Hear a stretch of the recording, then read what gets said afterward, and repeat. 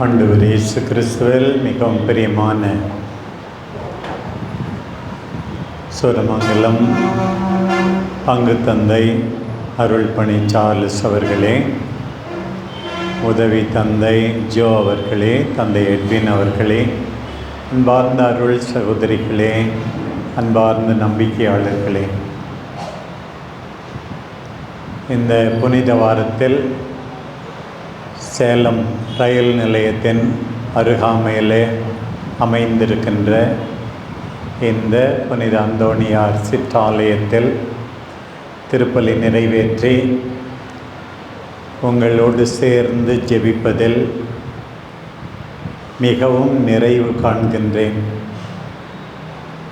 உங்களுக்காக மட்டுமல்ல, இந்த பங்கு மக்கள் அனைவருக்காகவும், ஏன் ஒரு விதத்தில் சேலம் மறை மாவட்டம் முழுமைக்காகவும் சிறப்பாக இந்த புனித வாரத்தில், பெரிய வாரத்தில் நான் ஜெபிக்கிறேன். நீங்களும் ஜெபியுங்கள். பிரியமானவர்களே, இந்த நாட்களில் ஒவ்வொரு நாளும் பாடுகளின் தொடக்க உரை என்று அந்த ப்ரீஃபேஸ் நடுப்பூசையில் அந்த பாடல் அமைந்திருக்கிறது. ஆண்டவருடைய பாடுகளை நினைத்து நாம் எல்லாரும் உள்ளம் தொடப்பட வேண்டும், மனம் மாற வேண்டும். அதுதான் திரு அவையின் எதிர்பார்ப்பு, ஆண்டவர் நம்மிடமிருந்து எதிர்பார்ப்பது. நேற்று மாலை நமது பேராலயத்தில் கிறிஸ்மா திருப்பலி இருந்தது. அந்த வாசகத்தின் தொடர்ச்சியாக இன்றைக்கும் எசையா இறைவாக்கினர் 49ஆம் அதிகாரத்திலிருந்து ஒரு பகுதி. நேற்று தன்னுடைய ஊழியனை பற்றி கடவுள் பேசுவதாக இருந்தது.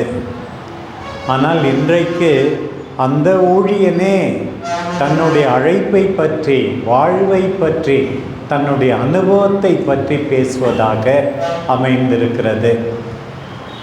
முதல்ல அந்த ஊழியன் என்றால் சீடர்களான நாம் எல்லாம், நம்பிக்கையாளரான நாம் எல்லாம். என்ன சொல்கிறார்? எல்லா மக்களுக்கும் பேசுவதாக. பிரியமானவர்களே, நீங்களும் நானும் நம்முடைய குடும்பத்துக்காக மட்டுமல்ல, நம் ஊருக்காக, நம்முடைய நாட்டுக்காக, திரு அவைக்காக, தொலை தூரத்தில் உள்ளவர்களுக்காக, ஒரு குறுகிய வட்டத்தில் நம்மை நாம் அடைத்து கொள்ளக்கூடாது. அந்த ஊழியன் இப்படித்தான் ஆரம்பிக்கிறார். தொலை தூரத்தில் வாழ்கின்ற மக்களே, தீவுகளில் இருப்போரே, எல்லாரும் செவி கொடுங்கள், கவனியுங்கள். நம்ம பேசுறதுக்கு செவி கொடுக்குறாங்களோ இல்லையோ தெரியாது, நம்முடைய வாழ்வை கவனிக்கிறார்கள். எப்போதுமே நமக்கு இந்த பொறுப்பு இருக்கிறது. பாருங்கள், ஆண்டவரே, உம்முடைய விளம்பரமாக நான் இருக்கிறேன். என்னை பார்க்கிறார்கள். நான் பேசுவதை, நான் புன்முறுவல் செய்வதை, நான் உழைப்பதை, நான் கோபப்படுவதை, நான் கனிவு காட்டுவதை எல்லாரும் பார்க்கிறார்கள். இங்கே ஆண்டவருடைய ஊழியன் சொல்லுகிறான், செவி கொடுங்கள், கவனியுங்கள் என்று. பிறகு தன்னுடைய அழைப்பை பற்றி பேசுகிறார். கருப்பையிலேயே ஆண்டவர் என்னை அழைத்தார், தாயின் வயிற்றிலேயே பெயர் சொல்லி கூப்பிட்டார். பிரியமானவர்களே, இந்த புனித வாரத்தில் நம் ஒவ்வொருவருடைய தனிப்பட்ட அழைப்புக்காக ஆண்டவருக்கு நன்றி கூறுவோம். ஆண்டவரே, உமக்கு நான் தேவைப்படுகிறேன். கருப்பையிலேயே தேர்ந்தெடுத்தேன், தாயின் வயிற்றிலேயே நீ எனக்கு வேண்டும் என்று கூப்பிட்டீர். பாருங்கள், என்னுடைய வாயை கூரான வாளாக்கினார்.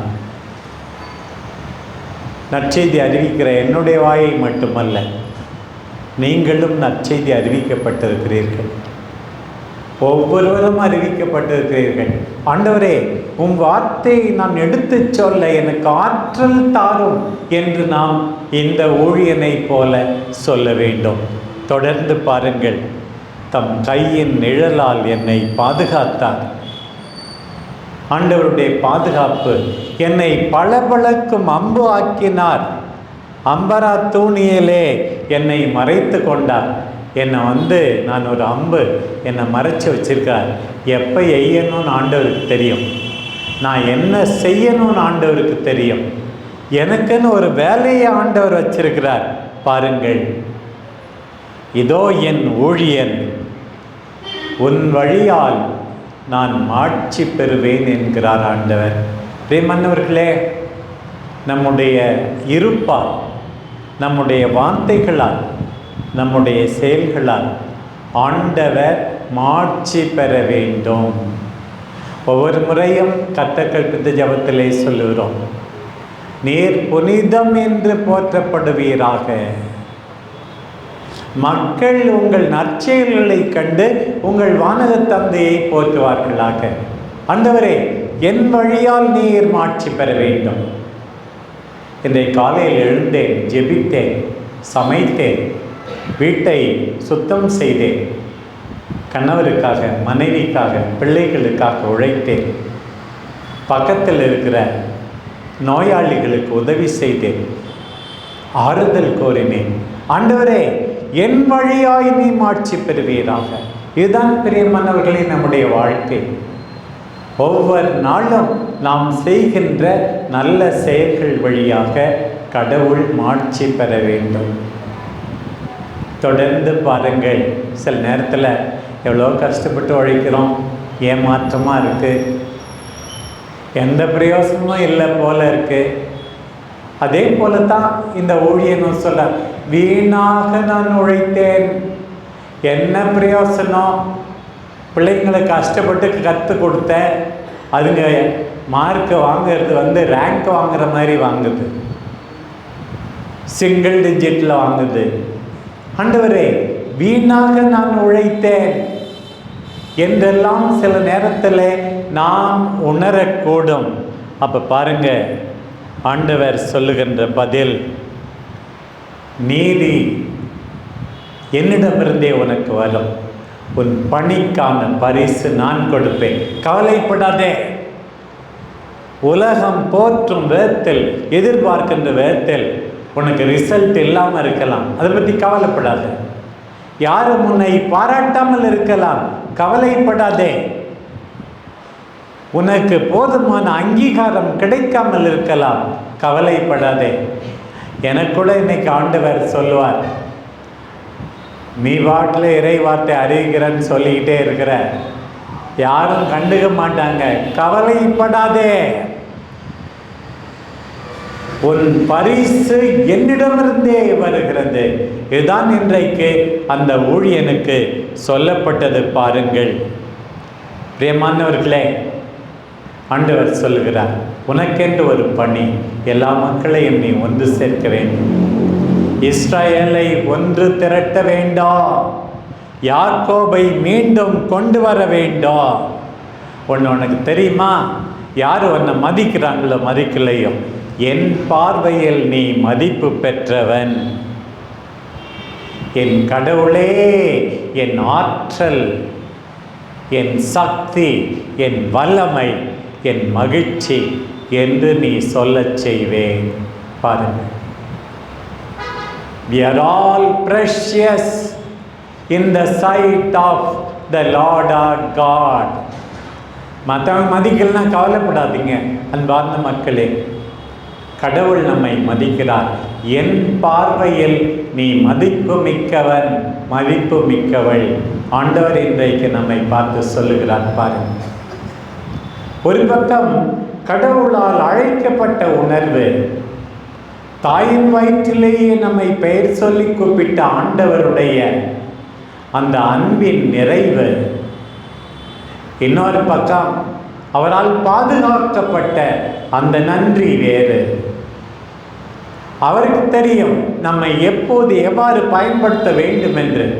ஆண்டவரை பயன்படுத்தினேன், ஏற்ற பலன் கிடைக்கவில்லையே என்றெல்லாம் நாம் நினைப்போம். ஆண்டவர் சொல்லுகிறார், உலகம் எதிர்பார்க்கிற மாதிரி ரிசல்ட் எல்லாம் கவலைப்படாது. உன்னுடைய கைமாறு, உன்னுடைய பரிசு நான் தான். உனக்கென்று நான் ஒரு திட்டம் வகுத்துள்ளேன், உனக்கென்று ஒரு பணியை நான் குறித்துள்ளேன். நான் தான் உன்னுடைய ஆற்றல், நீ எனக்கு மதிப்பு மிக்கவர். எவ்வளோ ஆறுதல் தெரியுமா பிரியமானவர்களே!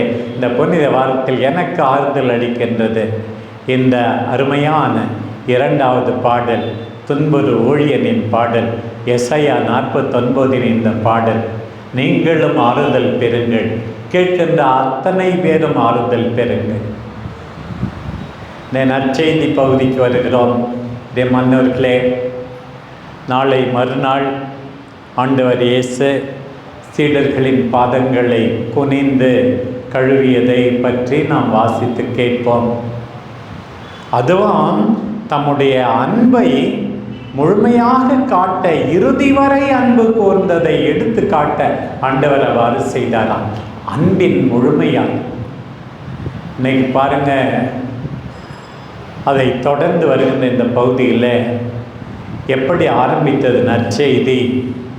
ஆண்டவர் உள்ளம் கலங்கினாராம். பாருங்கள், உள்ளம் கலங்கினாராம் ஆண்டவர். தனக்கு நேர போவதை நினைக்கும் போது, ஒரிஜினல் கிரீக் வார்த்தைக்கு வெறும் கலக்க மட்டும் இல்லை, கோவப்பட்டார். கொஞ்சம் ரொம்ப வேதனைப்பட்டு அத்தோட கோவப்பட்டா எப்படி இருக்கும்?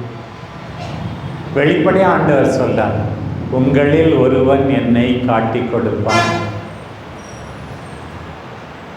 உங்களில் ஒருவன் என்னை காட்டி கொடுப்பான். 3 ஆண்டுகள் என்னோடு இருந்தீர்கள், என் போதனையை கேட்டீர்கள், என் அக்கறையை கண்டீர்கள், புதுமைகளை பார்த்தீர்கள், இரக்கத்தை அனுபவித்தறிந்தீர்கள்.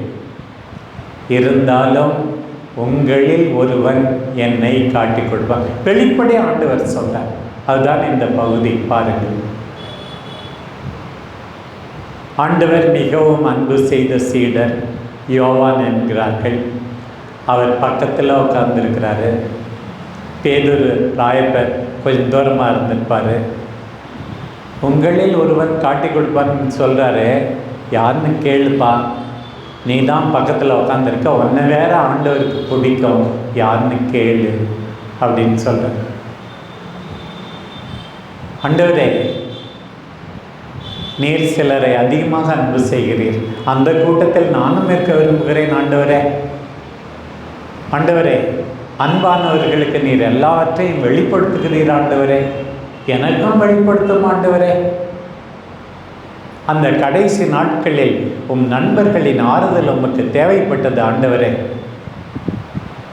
இவ்வளவு சாதாரணமாக என்னை போல ஒரு மனிதராக உணர்வுகளை அனுபவித்தீர். உடனே அப்பத்தை ரசத்தில் தோய்த்து யாருக்கு கொடுக்கிறேனோ அவன்தான் யூதாஸ் இஸ்காரியோத்துக்கு கொடுக்கிறார். செய்ய வேண்டியதை செய்யன்னு வேற சொல்றாரு. இந்த துன்பத்தை நான் நினச்சிக்கிட்டே தாங்க முடியலப்பா, நீ சீக்கிரம் முடிஞ்சா கூட பரவாயில்லன்னு ஆண்டவர் சொன்னாரோ என்னவோ தெரியல. உடனே சாத்தான் நுழைந்ததான், வெளியே போனானா இருளா இருந்துதான். பாருங்கள், யூதாசனுடைய துரோகத்தை பாருங்கள், ஆண்டவருடைய வேதனையை பாருங்கள். அந்த வேதனை எத்தனையோ பேருக்கு இன்னைக்கு ஏமாற்றப்படுவதால். ஒரு அன்பு தாய் 2 பிள்ளைகளோடு தன்னுடைய கணவரை விபத்தில் இழந்து விட்டார்கள். பேசக்கூட முடியாது. அவங்களும் இந்த கோயிலில் உட்காந்துருக்காங்க. இப்போ ஆக்சிடெண்ட்டில், விபத்தில் இழந்து ஆண்டவர் எல்லாருடைய வேதனையும் பார்க்கிறார், மனிதர்களுடைய வேதனையை பார்க்கிறார், தன்னுடைய வேதனையை உணர்கிறார், நன்றி கெட்ட தனத்தை பார்க்கிறார். உங்களில் ஒருவன் என்னை காட்டி கொடுப்பார். பிரியமானவர்களே, அப்போது இரவு என்று சொல்லப்பட்டிருக்கிறது. சாத்தான் நுழைந்தான் என்று சொல்லப்பட்டிருக்கிறது. சாத்தானை நுழைய விடாதீர்கள், நன்றி மறக்காதீர்கள். யாருமே மறக்க கூடாது. ஆண்டவர் நம்மை எப்படியாவது மீட்பார். ஆண்டவருடைய வல்லமையில் அச்சம், சந்தேகம் வேண்டாம். ஆனால் கெட்டது செய்ய நாம் காரணமாய் இருக்கக்கூடாது. ஆண்டவர் சொன்னார். இன்னும் நினச்சி பார்க்குறாரு, அந்த பிள்ளைகளே இன்னும் கொஞ்ச நாள் தான் அவங்க கூட இருப்பேன், இன்னும் கொஞ்ச நாள் தான் அவங்க கூட இருப்பேன். பேதுருவுக்கு புரியல, இன்னும் கொஞ்ச நாள் தான் இருப்பேன், எங்கே போகிற அப்படின்னு. ஆண்டவர் சொன்னார், நான் போகிற இடத்துக்கு இப்போ உன்னால் வர முடியாது, பின்னாடி நீ வரலாம், வர முடியும். உடனே தான் உம்மோடு சிறைக்கும் சாவுக்கும் நான் தயாராக இருக்கிறேன். உடனே இன்னொரு பக்கம், ஒரு பக்கம் யூதாஸ், இன்னொரு பக்கம் பேதுரு ராயப்பர். கோழி இருமுறைக்கு முன் நீ 3 தடவை என்ன தெரியாதுன்னு சொல்லுவேன். ஒரு பக்கம் மறுதளிப்பு, இன்னொரு பக்கம் காட்டி கொடுத்தல், ஆண்டவருடைய வேதனை. அந்த துன்புறும் ஊழியன் சொன்னது போல ஆண்டவர் இயேசுவும் வீணாக நான் உழைத்தேன் என்று சொல்லுகின்ற நிலை. பேதுருவை தடுக்க முடியவில்லை, யூதாஸை தடுக்க முடியவில்லை. நம்மையும் பல நேரங்களில் தடுக்க முடியாது. நம் ஆண்டவருடைய வேதனையில் பங்கு கொள்வோம். ஆண்டவர் திட்டவட்டமாக சொன்னார், என் உயிரை யாரும் என்னிடமிருந்து பறித்து விட முடியாது, நானே மனமுவந்து என் உயிரை கையளிக்கிறேன். தந்தை என்னை மாட்சிப்படுத்துவார் என்று சொன்னார். பிரியமான ஆண்டவரில் என் உடன் பிறப்புகளே, நீங்கள் எல்லாரும் தந்தையால் மாட்சிப்படுத்த வேண்டும். ஏமாற்றம், வேதனை, நன்றி கெட்டத்தனம், சோர்வு, என்ன செய்வதென்றே தெரியவில்லை, வாழ்க்கை எப்படி போகும் என்றே தெரியவில்லை. நம்பிக்கை இழக்க வேண்டாம். ஆண்டவரின் வேதனையில் அவரோடு ஒன்றிணைவோம். ஆண்டவரே நம் கைமாறு, ஆண்டவரே நமக்கு பலன் அளிப்பார், அவரே நிறைவை தருவார், மகிழ்ச்சியை தருவார், அதில் சந்தேகமே இல்லை. நம்முடைய அன்பு தாய் அன்னை கன்னிமரியா இந்த வேதனையினோட உடன் இருந்தார். என்ன சொல்லியிருப்பார்கள்? வந்து அவருக்கு சொல்லியிருப்பார்கள், தெரியுமாம்மா, ஜெசமனி தோட்டத்தில் இருக்கும்போது உன் மகனை பிடிச்சிட்டு போயிட்டாங்கம்மா, ஏன்பா நீங்கள் யாரும் அவர் கூட இருக்கவில்லையா என்று அழுதிருப்பார்கள். தலைமை குருவின் வீட்டுக்கு கூட்டிகிட்டு போயிருக்காங்கம்மா, ஐயோ இந்த நேரத்தில் நான் போக முடியாதே. திருப்பி மாதாவுக்கு செய்தி பிலாத்தின் அரண்மனைக்கு ஓடி வந்திருப்பார்கள். அந்த தாய் பார்த்தார்கள், அழுதார்கள். அடிக்கப்பட்டதை, நொறுக்கப்பட்டதை, இகழப்பட்டதை, இவன் வேண்டாம் பரபாசே வேண்டும் என்று சொன்னதை, சிலுவையில் அறையும் சிலுவையில் அறையும் என்று கூக்குரலிட்டதை அந்த தாய் கேட்டார்கள், பார்த்தார்கள், பின்தொடர்ந்தார்கள். சிலுவை மட்டும் நின்றார்கள். அங்கேயும் ஏளனம் செய்யப்பட்டதை, அவமானப்படுத்தப்பட்டதை, அந்த நேரத்திலும் நம்ம எல்லாரையும் பிள்ளைகளாக அவரிடம் ஒப்படைக்கப்பட்டதை, எல்லாவற்றையும் அந்த தாய் பொறுமையோடு பார்த்தார்கள். தன் மகனை மடியிலே தாங்கினார். கல்லறையிலே அடக்கம் செய்யப்பட்ட போது உடனிருந்தார். வீணாக நான் உழைத்தேனா? என் மகன் வீணாக உழைத்தாரா?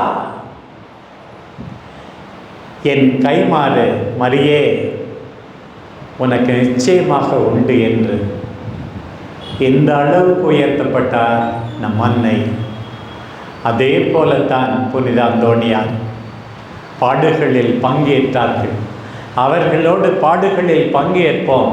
நம்பிக்கை இழக்க வேண்டாம். ஆண்டவரை இறுக்கமாக பற்றி கொண்டு பின்தொடர்ந்து செல்வோம். நம் வாழ்வால் ஆண்டவரை மாட்சிப்படுத்துவோம். ஆண்டவர் நம்மை மாட்சிப்படுத்துவார். உலகத்தின் பார்வையில் அல்ல, அவருடைய பார்வையில் நாம் ஆட்சிப்படுத்தப்படுவோம் என்பதை உணர்வோம். ஆமென்.